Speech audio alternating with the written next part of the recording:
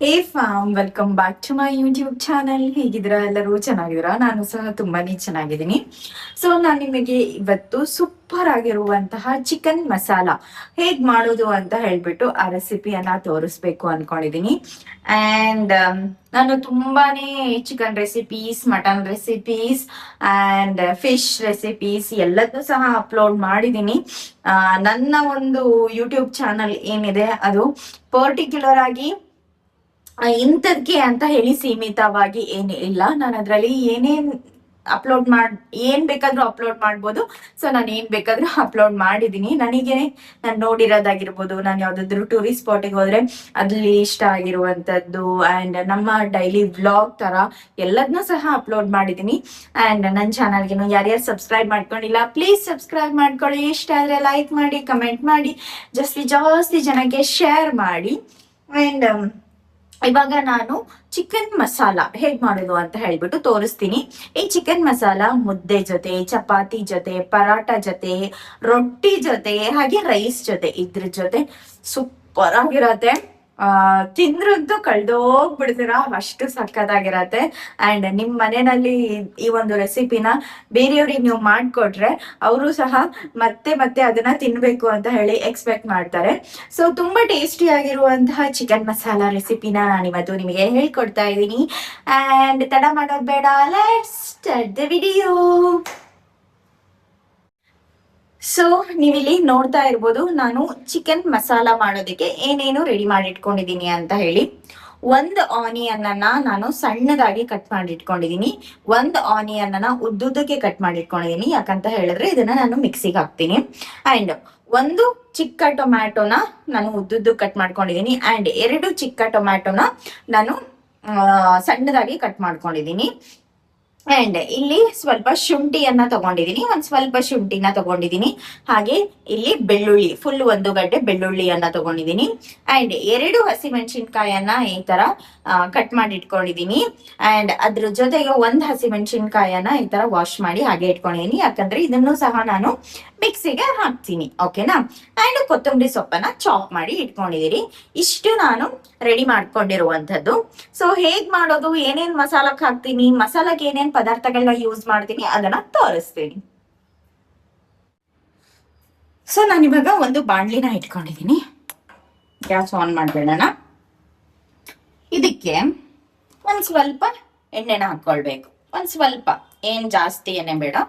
ಒಂದು ಚಮಚದಲ್ಲಿ 1 ಚಮಚ ಎಣ್ಣೆನ ಹಾಕೊಳ್ಬೇಕು. ಅದಷ್ಟನ್ನ ಹಾಕೊಂಡ್ ಆದ ನಂತರ, ಈ ಎಣ್ಣೆ ಬಿಸಿ ಆದ ನಂತರ ಇದಕ್ಕೆ ಧನಿಯಾ ಕಾಳನ್ನ ಹಾಕೊಳ್ಬೇಕು. ನೋಡಿ,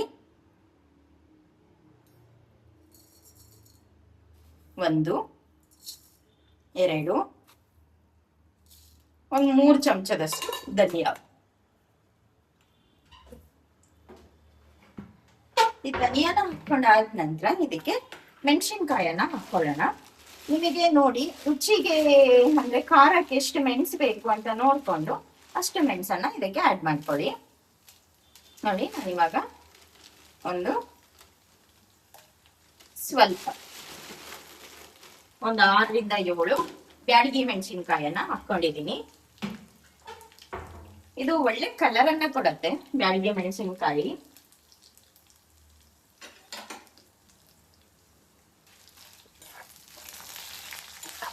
ಇದನ್ನ ಕ್ಲೀನಾಗಿ ಈ ಎಣ್ಣೆನಲ್ಲೇ ಹುರ್ಕೊಳ್ಬೇಕು. ಈ ತರ ನೀವು ಹುರ್ಕೊಳ್ಳೋದ್ರಿಂದ ತುಂಬಾ ಒಳ್ಳೆಯ ಒಂದು ಫ್ಲೇವರ್ ಬರುತ್ತೆ, ರುಚಿನೂ ಸಹ ಎನ್ಹಾನ್ಸ್ ಆಗತ್ತೆ. ಅಂಡ್ ಅದಾದ ನಂತರ ಇದಕ್ಕೆ 2 ಚಮಚದಷ್ಟು ಕಾಳುಮೆಣಸು, ಪೆಪ್ಪರ್ ಅದನ್ನ ಹಾಕೊಳ್ಬೇಕು. ಅದಾದ ನಂತರ ಇಷ್ಟು ಚಕ್ಕೆ. ಸೊ ಚಕ್ಕೆ ಹಾಕೊಂಡ ಆದ ನಂತರ ನಾವಿದಕ್ಕೆ ಲವಂಗನ ಹಾಕೊಳ್ಳೋಣ. 3 ಲವಂಗ.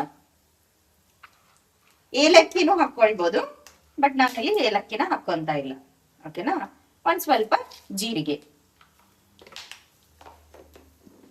ಇದಿಷ್ಟನ್ನ ಹಾಕ್ಬಿಟ್ಟು ಚೆನ್ನಾಗಿ ಮಿಕ್ಸ್ ಮಾಡ್ಕೊಳ್ಳೋಣ.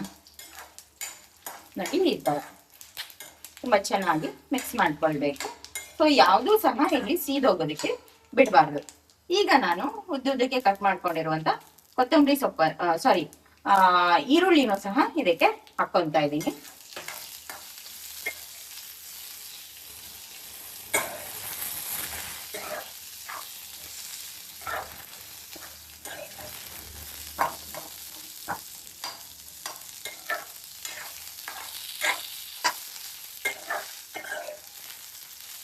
ಈ ತರ ಚೆನ್ನಾಗಿ ಇದನ್ನ ಮಿಕ್ಸ್ ಮಾಡ್ಕೊಳ್ಳೋಣ. ಅದಾದ ನಂತರ ಇದಕ್ಕೆ ಒಂದು ಹಸಿಮೆಣಸಿನಕಾಯಿ, ಅದಾದ ನಂತರ ಒಂದು ಟೊಮ್ಯಾಟೊ ಅಂಡ್ ಬೆಳ್ಳುಳ್ಳಿ ಅಂಡ್ ಶುಂಠಿ ಇದಿಷ್ಟನ್ನು ಆಡ್ ಮಾಡಿಕೊಂಡು ಕ್ಲೀನಾಗಿ ಹುರ್ಕೊಂಡು ಬಿಡೋಣ.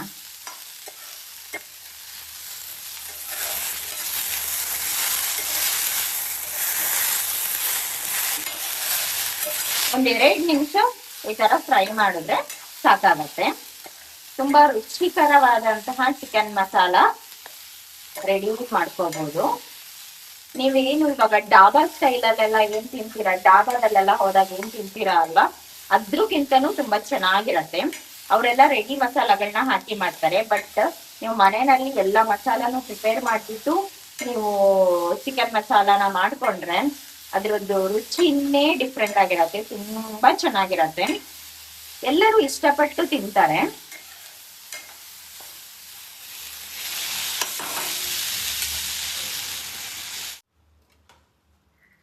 ಇದಕ್ಕೆ ನಾವು ಒಂದ್ ಸ್ವಲ್ಪ ಕಾಯನ್ನ ಹಾಕೊಳ್ಳೋಣ.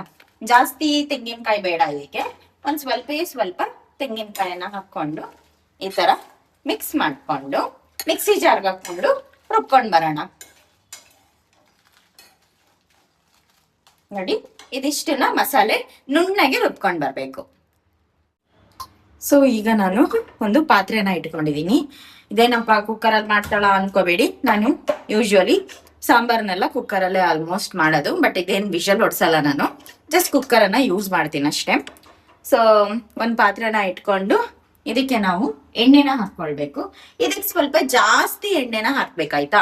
ಯೂಶುವಲಿ ಏನ್ ನಾವು ಸಾಂಬಾರ್ಗೆಲ್ಲ ಹಾಕ್ತಿವಲ್ಲ, ಸೊ ಅದ್ರಕ್ಕಿಂತ ಸ್ವಲ್ಪ ಜಾಸ್ತಿನೇ ಆಯಿಲ್ ಅನ್ನ ನಾವ್ ಇದಕ್ಕೆ ಹಾಕ್ಬೇಕಾಗತ್ತೆ. ಇದ್ರಲ್ಲಿ ಸ್ವಲ್ಪ ನೀರಿದೆ, ಅದೆಲ್ಲ ಫುಲ್ ಡ್ರೈ ಆಗ್ಲಿ. ಸೊ ಅದಾದ್ಮೇಲೆ ನಾನು ಇದಕ್ಕೆ ಎಣ್ಣೆನ ಹಾಕ್ತೀನಿ. ಇದ್ರಲ್ಲಿರೋ ನೀರೆಲ್ಲ ಡ್ರೈ ಆಗಿದೆ. ಈಗ ನಾನು ಇದಕ್ಕೆ ಎಣ್ಣೆನ ಹಾಕ್ತಾ ಇದ್ದೀನಿ.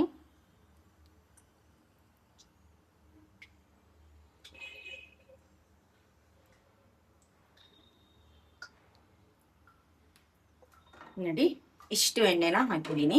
ಒಂದು 50 ಗ್ರಾಮ್ ಎಣ್ಣೆ ಇರ್ಬೋದು ಇದ್ರಲ್ಲಿ. ಅಷ್ಟು ಎಣ್ಣೆನ ನಾನು ಇದಕ್ಕೆ ಯೂಸ್ ಮಾಡ್ತಾ ಇದ್ದೀನಿ. ಇನ್ನು ಜಾಸ್ತಿ ಯೂಸ್ ಮಾಡ್ತಾರೆ, ಬಟ್ ನಾನು ಓಕೆ ಇಷ್ಟು ಸಾಕಾಗುತ್ತೆ ಅಂತ ಹೇಳ್ಬಿಟ್ಟು ಇಷ್ಟು ಎಣ್ಣೆನ ನಾನು ಇದಕ್ಕೆ ಯೂಸ್ ಮಾಡ್ತಾ ಇದ್ದೀನಿ. ಯಾಕಂತ ಹೇಳಿದ್ರೆ ಅದ್ ಮೇಲ್ಗಡೆ ಹಿಂಗೆ ಎಣ್ಣೆನೆ ತೇಲ್ತಾ ಇರತ್ತೆ. ಸೊ ಅಷ್ಟು ಎಣ್ಣೆನ ಇದಕ್ಕೆ ಯೂಸ್ ಮಾಡ್ತಾರೆ ಚಿಕನ್ ಮಸಾಲ ಮಾಡೋದಕ್ಕೆ. ಬಟ್ ನಾನು ಅಷ್ಟೆಲ್ಲ ಏನು ಯೂಸ್ ಮಾಡ್ತಾ ಇಲ್ಲ, ಸ್ವಲ್ಪ. ಓಕೆನಾ? ಸೊ ನನ್ನ ಪ್ರಕಾರ ಈ ಎಣ್ಣೆನೆ ಜಾಸ್ತಿ ಅಂತ. ಬಟ್ ನೀವು ನೋಡ್ಕೊಳ್ಳಿ, ನಿಮಗೆ ಜಾಸ್ತಿ ಹಾಕೋದಾದ್ರೆ ನೀವು ಹಾಕ್ಬೋದು, ನೋ ಇಶ್ಯೂಸ್. ಬಟ್ ಯೂಶುವಲಿ ಇದಕ್ಕೆ ತುಂಬಾ ಜಾಸ್ತಿ ಆಯಿಲ್ ಅನ್ನ ಯೂಸ್ ಮಾಡ್ತಾರೆ. ಓಕೆನಾ? ಡಯಟ್ ಎಲ್ಲ ಮಾಡೋರಾದ್ರೆ ನೀವು ಕಮ್ಮಿ ಆಯಿಲ್ ಅನ್ನೇ ಯೂಸ್ ಮಾಡಿ. ನಾವೇನ್ ಡಯಟ್ ಮಾಡಲ್ಲ, ಏನು ಮಾಡಲ್ಲ, ಬಟ್ ಆಯಿಲ್ ಜಾಸ್ತಿ ಬೇಡ ಅಂತ ಅಷ್ಟೇ. ಇವಾಗ ಎಣ್ಣೆ ಬಿಸಿ ಆಗಿದೆ.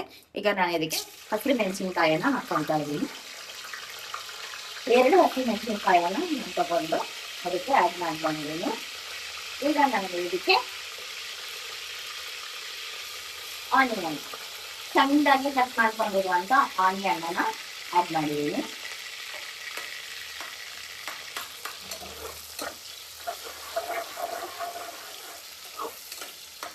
ನೋಡಿ, ಇದರಲ್ಲಿ ಆನಿಯನ್ ಸ್ವಲ್ಪ ಗೋಲ್ಡನ್ ಬ್ರೌನ್ ಕಲರ್ಗೆ ಟರ್ನ್ ಆಗ್ಬೇಕಾಗತ್ತೆ. ಸೊ ಅಲ್ಲಿವರೆಗೂ ಇದನ್ನ ನೀವು ಚೆನ್ನಾಗಿ ಫ್ರೈ ಮಾಡ್ಕೊಳ್ಳಿ.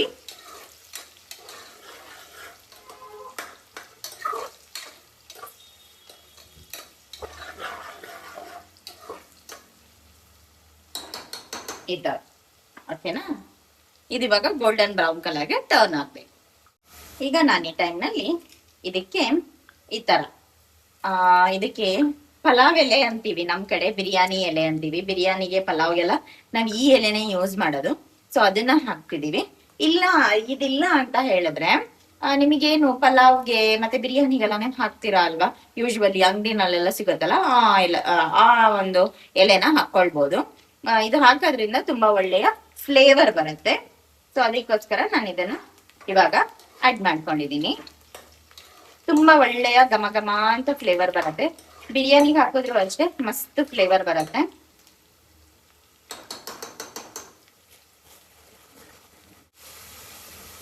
ಈಗ ನೋಡಿ, ಇದು ಆನಿಯನ್ ಗೋಲ್ಡನ್ ಬ್ರೌನ್ ಕಲರ್ಗೆ ಟರ್ನ್ ಆಗ್ತಾ ಇದೆ. ಸೀದಿಸಬಾರ್ದು, ಸೀದಿಸಿದ್ರೆ ಟೇಸ್ಟ್ ಹೋಗ್ಬಿಡತ್ತೆ. ಸೊ ಇದಕ್ಕೆ ನಾನು ಸಣ್ಣದಾಗಿ ಕಟ್ ಮಾಡ್ಕೊಂಡಿರುವಂತ ಟೊಮ್ಯಾಟೋನು ಆಡ್ ಮಾಡ್ಕೊಂಡೆ.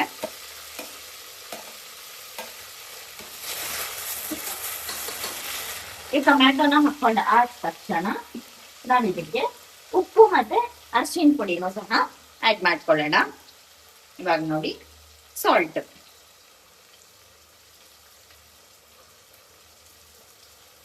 ಒಂದು 2.5 ಚಮಚದಷ್ಟು ಸಾಲ್ಟ್ ಅನ್ನ ಆಡ್ ಮಾಡ್ಕೊಂಡಿದ್ದೀನಿ. ನಾನಿಲ್ಲಿ 1 kg ಚಿಕನ್ ಮಸಾಲ ರೆಡಿ ಮಾಡ್ತಾ ಇದ್ದೀನಿ.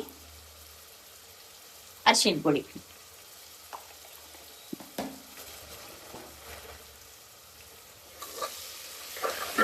ಹಾಕಿ ಚೆನ್ನಾಗಿ ಮಿಕ್ಸ್ ಮಾಡ್ಕೊಳ್ಳೋಣ.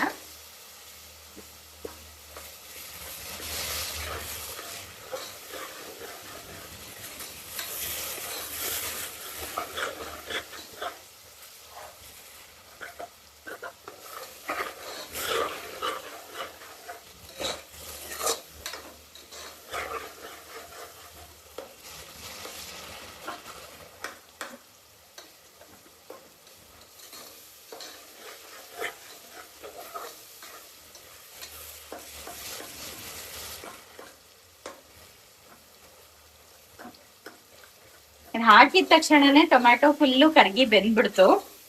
ಏನಕ್ಕೋಸ್ಕರ ಅಂತ ಹೇಳಿದ್ರೆ ತುಂಬಾನೇ ಹಣ್ಣಾಗಿತ್ತು ಟೊಮ್ಯಾಟೊ. ಅದ್ರ ಜೊತೆಗೆ ನಾವು ಸ್ವಲ್ಪ ಜಾಸ್ತಿ ಎಣ್ಣೆ ಇಟ್ಕೊಂಡಿದೀವಲ್ವಾ, ಸೊ ಅದಕ್ಕೋಸ್ಕರ ತುಂಬಾ ಬೇಗ ಬೆಂದೋಗ್ಬಿಡತ್ತೆ.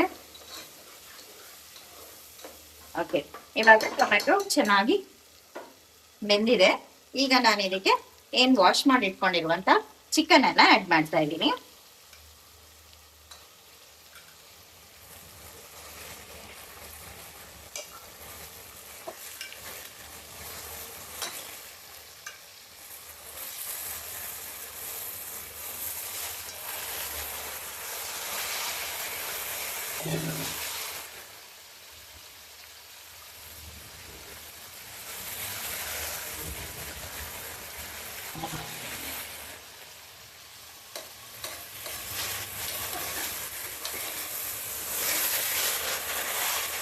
ಇದನ್ನ ಕ್ಲೀನ್ ಆಗಿ ಮಿಕ್ಸ್ ಮಾಡ್ಕೊಳ್ಳೋಣ.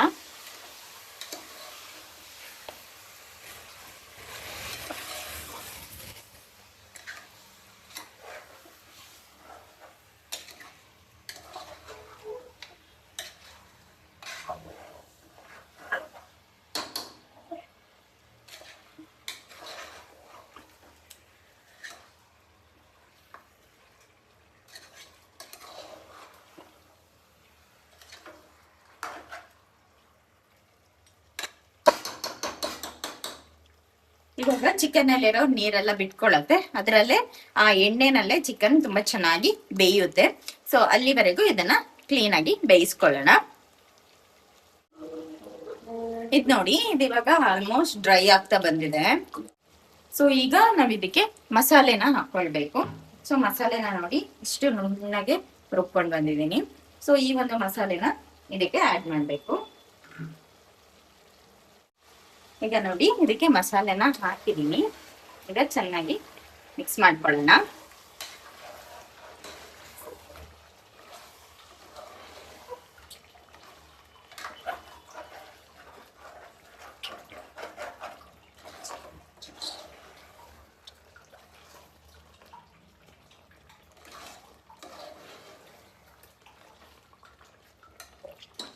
ಈಗ ಮಿಕ್ಸ್ ಮಾಡಿ ಆಗಿದೆ. ಈಗ ನಾನು ಏನ್ ಮಾಡ್ತೀನಿ ಅಂತ ಹೇಳಿದ್ರೆ, ಈ ಮಿಕ್ಸಿನ ಏನ್ ವಾಶ್ ಮಾಡಿ ಇಟ್ಕೊಂಡಿರುವಂತ ನೀರ್ ಇತ್ತಲ್ವಾ, ಸೊ ಆ ಒಂದು ಮಿಕ್ಸಿ ಜಾರ್ ಆ ಮಸಾಲೆ ಏನಿತ್ತು ಅದನ್ನೆಲ್ಲ ಒಟ್ಟು ಸೇರಿಸ್ಬಿಟ್ಟು ಇದಕ್ಕೆ ಹಾಕೊಂಡಿದೀನಿ. ನೀವು ಇದನ್ನ ತುಂಬಾ ಅಂದ್ರೆ ತುಂಬಾ ತೆಳ್ಳಗಿರೋ ಗ್ರೇವಿ ಮಾಡ್ಕೊಳ್ಳೋದಕ್ಕಿಂತ ತುಂಬಾ ಅಂದ್ರೆ ತಿಕ್ಕಾಗಿರುವಂತ ಗ್ರೇವಿ ಮಾಡ್ಕೊಂಡ್ರೆ ತುಂಬಾ ಚೆನ್ನಾಗಿರತ್ತೆ. ಈಗ ನಾನು ಇದು ಫುಲ್ ಸ್ವಲ್ಪ ತಿಕ್ಕಾಗಿ ಬರೋ ತರ ನಾನು ಮಾಡ್ಕೊಂತೀನಿ. ತುಂಬಾ ನೀರ್ ಮಾಡ್ಕೊಳ್ಳಲ್ಲ ಇದನ್ನ.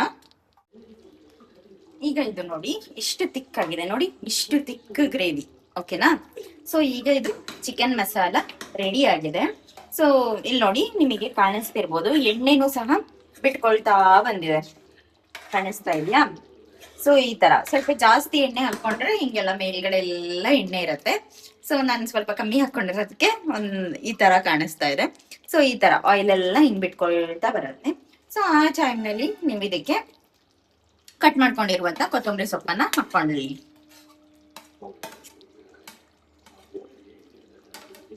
ಸೊ ಈ ಕೊತ್ತಂಬರಿ ಸೊಪ್ಪನ್ನ ಹಾಕೊಂಡು ಒಂದ್ಸತಿ ಮಿಕ್ಸ್ ಮಾಡ್ಕೊಂಡ್ಬಿಡೋಣ.